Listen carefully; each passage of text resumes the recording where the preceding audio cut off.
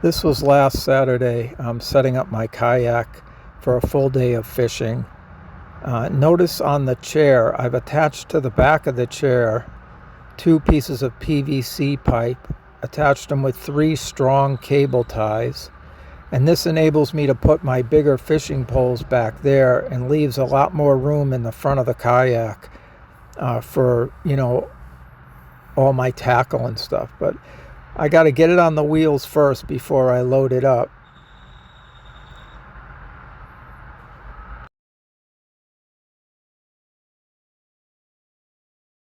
So the kayak attaches to the wheels with 2 strong straps. So I try to get it so that it's tight enough that the kayak's not going to shift when I roll it.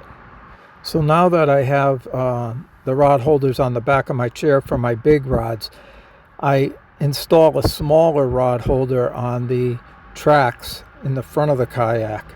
And this will be for like a bait fish rod or a smaller rod I might use for catfishing.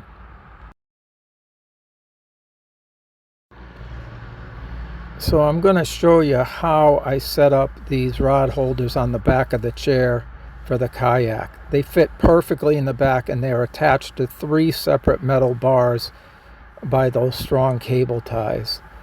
And you can see it's on the perfect angle and very accessible if a fish takes something on the rod to just grab it and reel it in.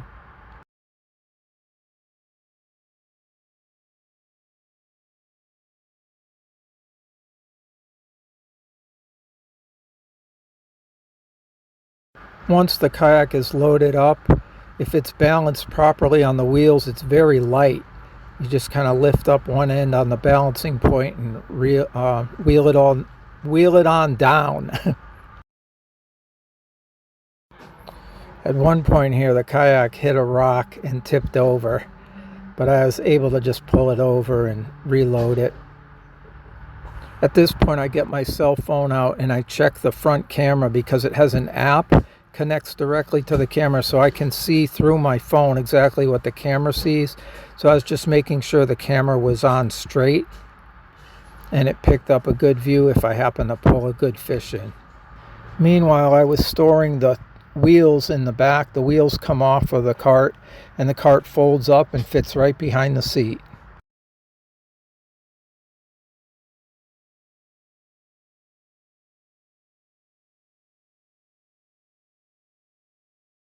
One nice feature of this kayak is it has a compartment right in front of the seat that opens up, and I can put my bait in the cooler down into that compartment, so I just have to lift the lid to take it out.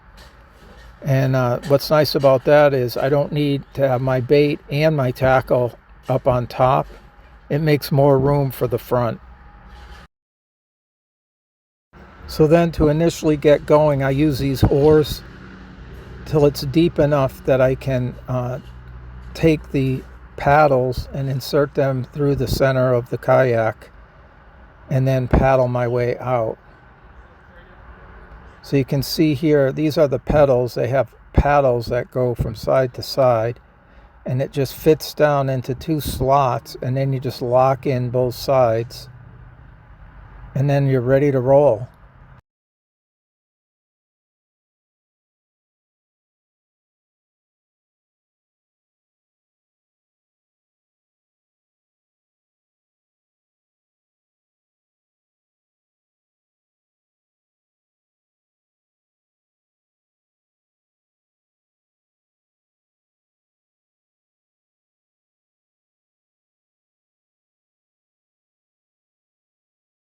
So I had lost my anchor, but I bought one at this store called Five Below. It costs $10. It's a 10-pound weight. It's actually a curling weight, but works absolutely perfect for an anchor rather than spending 24 or 25 bucks at one of these fishing stores. And I've got it on a line that's a heavy-duty scuba diving safety line, and it has a reel on it. So you just release the reel and let it down, and then when you pull it in, you just reel all the line in. Works great. And then I just attach it to my chair.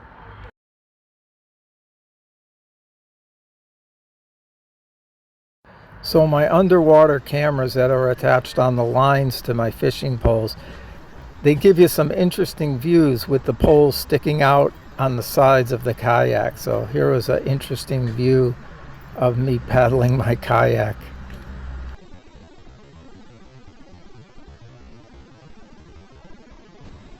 So when I went to cast it, it moves the camera like crazy, so I slowed it down, and it made it kind of weird, like psychedelic. It almost looks like the universe is made out of rubber, which it is, of course, but we don't perceive it that way.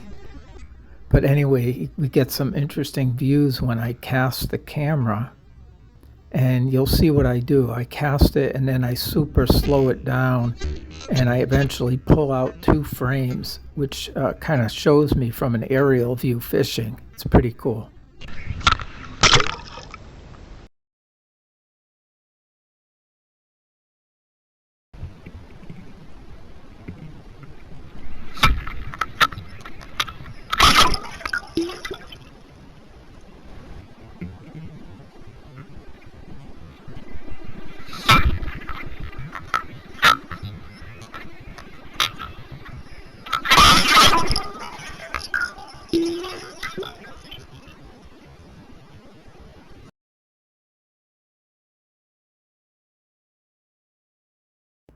So after all this talk about the underwater camera, what do we actually see underwater?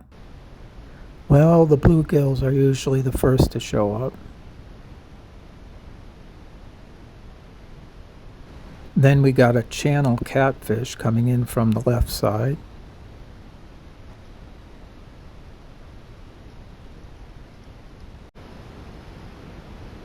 Then a big old buffalo carp comes and fills the screen.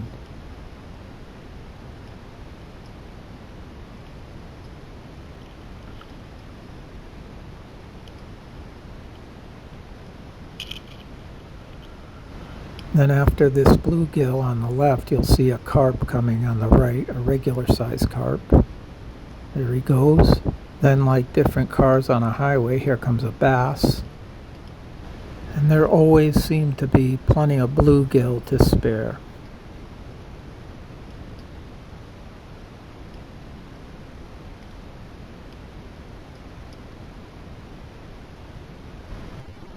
And this old weathered largemouth bass looks like a granddad. Then we got a couple of common carp to show you passing through the screen.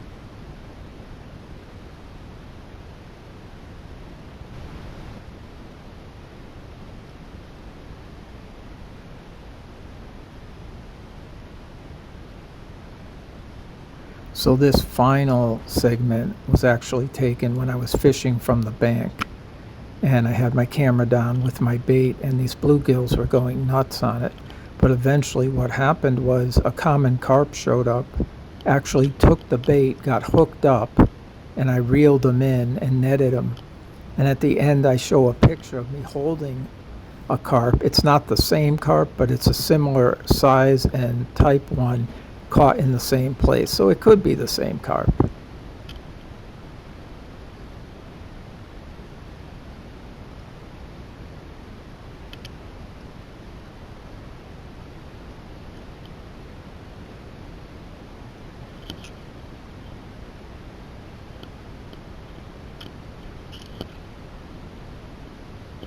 So there's a small fish on the bait right now.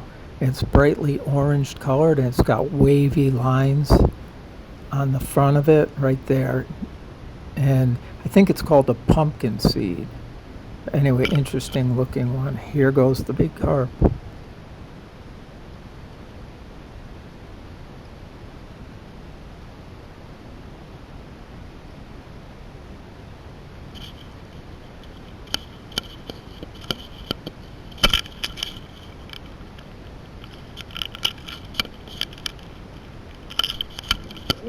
And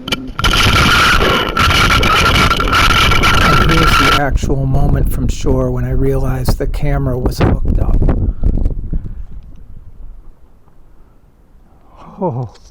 Oh, we're on. We're hooked. We are on.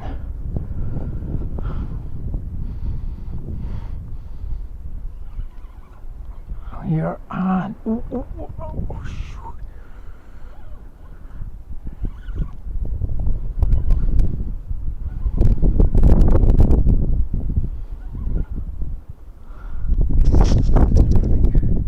Yes. Oh.